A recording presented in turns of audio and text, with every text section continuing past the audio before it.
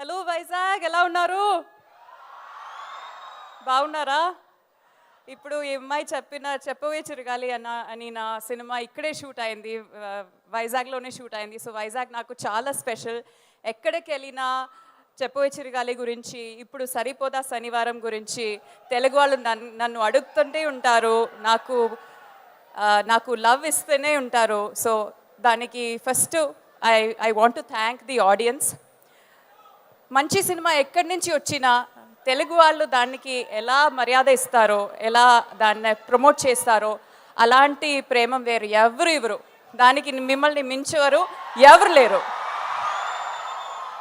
So Telugu audience అంటే ఏ ఒక యాక్టర్కి చాలా special.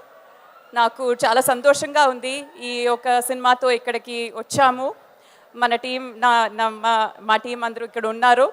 Everybody, I know you're waiting to listen to Kamal sir, Simbu sir, అందరినీ వినడానికి I know you're waiting. You will hear them very soon. The lovely Trisha madam is here, Nassar sir ఉన్నారు, అందరూ మాట్లాడతారు. Thank you so much. అందరూ June 5th వెళ్ళి first day first show చూస్తారు కదా, తప్పకుండా చూడాలి. చూసి ఎలా ఉంది అని చెప్పాలి. Okay, promise. Thank you so much. Thank you for all the love. Thank you. అంత త్వరగా ఎలా వదిలేస్తాం అభిరామి గారు మిమ్మల్ని? మరి పోతురాజు సినిమా అప్పుడు కమల్ హాసన్ గారు మీకు తెలుసు, అండ్ ఫ్యాన్ గర్ల్లా ఉన్నప్పుడు కమల్ హాసన్ గారు మీకు తెలుసు, అండ్ ఇప్పుడు థగ్ లైఫ్లో కమల్ హాసన్ గారు కూడా మీకు తెలుసు. అప్పటికి ఇప్పటికీ ఇంకా మీరు నేర్చుకుంటుంది ఏంటి? చూసిన చేంజెస్ ఏంటి?